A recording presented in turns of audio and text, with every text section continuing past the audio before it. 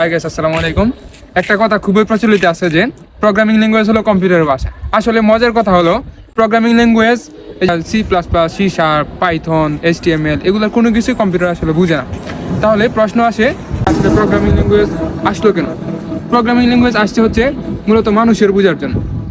Computer শুধু বুঝে 0 আর 1, এই দুইটা বাইনারি করেই কম্পিউটার বুঝে। কম্পিউটার আসলে কোনো ল্যাঙ্গুয়েজ, প্রোগ্রামিং ল্যাঙ্গুয়েজ বুঝে না। আপনি ধরেন পাইথন খুব ভালো পারেন, পাইথন ইউজ করে আপনি একটা লজিক ডেভেলপ করলেন অথবা কোনো একটা কোড লিখলেন। আপনার এই কোডটা কখনোই কম্পিউটার সরাসরি বুঝবে না। কম্পিউটারকে এটা বোঝানোর জন্য, এটা দিয়ে এই কোডটা দিয়ে কম্পিউটারকে কাজ করানোর জন্য কম্পিউটার এবং আপনার কম্পিউটার এবং কোডের মাঝখানে একটা দালাল কাজ করে। সেই দালালটা কি? সেই দালালটার নাম হচ্ছে কম্পাইলার বা ইন্টারপ্রেটার।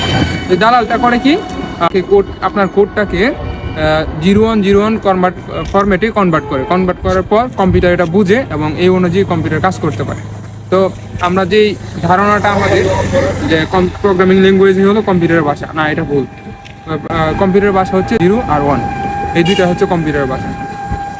তাহলে আপনার মনে প্রশ্ন আসতে পারে যে প্রোগ্রামিং ল্যাঙ্গুয়েজ যদি মানুষের জন্য বানানো হয়ে থাকে তাহলে আরেকটু সহজ করে বানানো হলো না কেন, যেন সবাই বুঝতে পারে?